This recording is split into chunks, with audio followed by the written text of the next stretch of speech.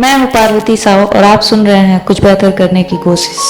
वो कहते हैं ना कि जब आपको जीवन में कुछ स्पष्ट ना दिखे तो फिर अपने जीवन को पीछे मुड़ करके जरूर देखें, जिससे कि आगे कदम बढ़ाने में आपको सहायता मिल सके।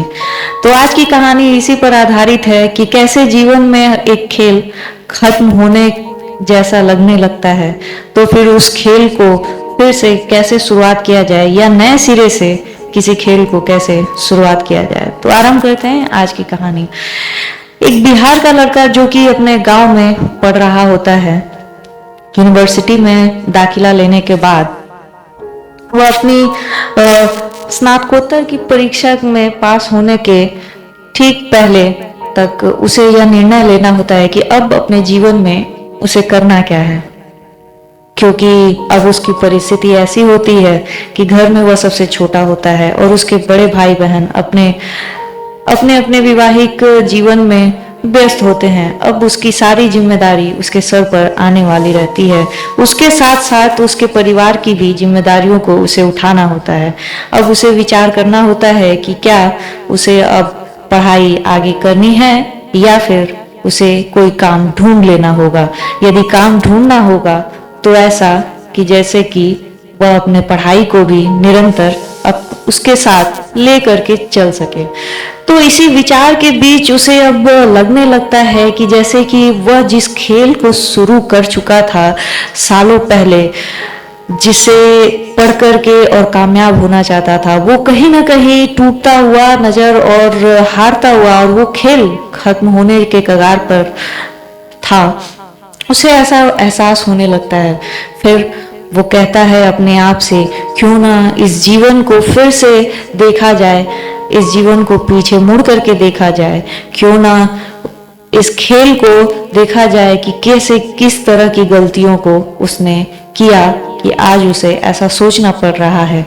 तो वह सोचता है तो देखता है कि मैंने जब भी उस वक्त में कदम बढ़ाया, जिस वक्त में वो जब कभी भी अपने करियर को शुरू करने के लिए जाता तो उसे सिर्फ नाकामियां ही मिलती, जिससे कि हार कर वह किसी न किसी कोर्स में या पढ़ाई में नाम लिखा लेता या फिर किसी स्कूल में या किसी यूनिवर्सिटी में, जैसा कि वो मास्टर्स में कर रहा था स्नातकोत्तर। तो उसने यह देखा कि किन परिस्थितियों में आकर मैंने पढ़ाई जो है वो आगे, और अब फिर से मैं पढ़ाई के बारे में ही मैं सोच रहा हूँ, क्या मेरा यह लक्ष्य ही है कि मुझे पढ़ना है अब आगे, या फिर कुछ जीवन में ऐसे कार्य को करना है जो मेरे जीवन को सफल बना सके या फिर मेरे जीवन को एक रूप दे सके जिसके लिए मेरा जन्म हुआ है। तो वह सोचता है कि जब भी मैंने अपनी कदम को बढ़ाया उस वक्त थोड़ा इंतजार करना चाहिए था। उसने पाया कि जब जब वो इंतजार में था उस वक्त कुछ न मिलने की वजह से उसने अपने कदम को आगे की ओर बढ़ा लिया। पिछले जितने भी वो उसने काफ़ी सारी पढ़ाइयाँ कर रखी थी, जिसमें कंप्यूटर से लेकर के और डिप्लोमा से लेकर और काफ़ी ऐसी चीज़ें थी जो उसे ज़रूरत लगी और जो उसने करना सही समझा वो कर चुका था। मगर इस बार उसने ऐसा निर्णय किया कि मैं जो कुछ भी करूँगा अपने जीवन में कामयाबी के लिए ही करूँगा, जिसके लिए ऐसा ना लगे मुझे कि मैं कुछ ऐसा रास्ता चुन चुका हूँ जिस पर चलना मेरे लिए अब लाजमी है या फिर लाजमी नहीं है या गैरत है मेरे लिए। तो उसने यह निर्णय लेने के लिए यह विचार किया और पाया कि मैंने उस वक्त कदम बढ़ा दिया जिस वक्त मुझे रुक कर देखना चाहिए था, इंतजार करना चाहिए था। मुझे उस बारिश में न निकलकर उस बारिश के थमने का थोड़ा सा इंतजार करना चाहिए था, जिससे कि मैं भीगता नहीं, आज तक भीगता रह गया हूँ और मैं अपने मंजिल तक पहुँच ना सका हूँ।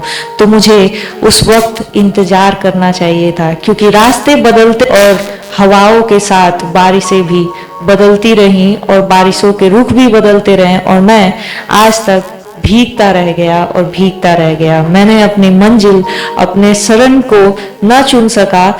मैंने चुनने में देर कर दी या ना समझी कर दी।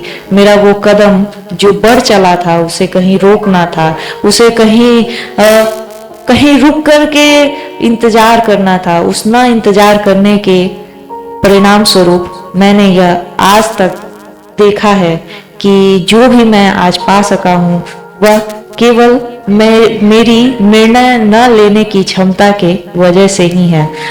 तो जैसा कि हम सभी ऐसी गलतियां कर देते हैं, इंतजार न करते हैं, और इस कहानी से हमें यह सीख मिलती है कि हमें थोड़ा सब्र करना चाहिए, इंतजार करना चाहिए। ठंड के मौसम में हमें किसी पेड़ को काटना नहीं चाहिए। फिर से बसंत के मौसम आएंगे और फिर से फूल फल और फिर से हरियाली छाएगी, सब कुछ वैसे का वैसा ही हो जाएगा। तो इसी के साथ अलविदा कहते हैं और फिर मुलाकात होगी एक नई कहानी के साथ। धन्यवाद।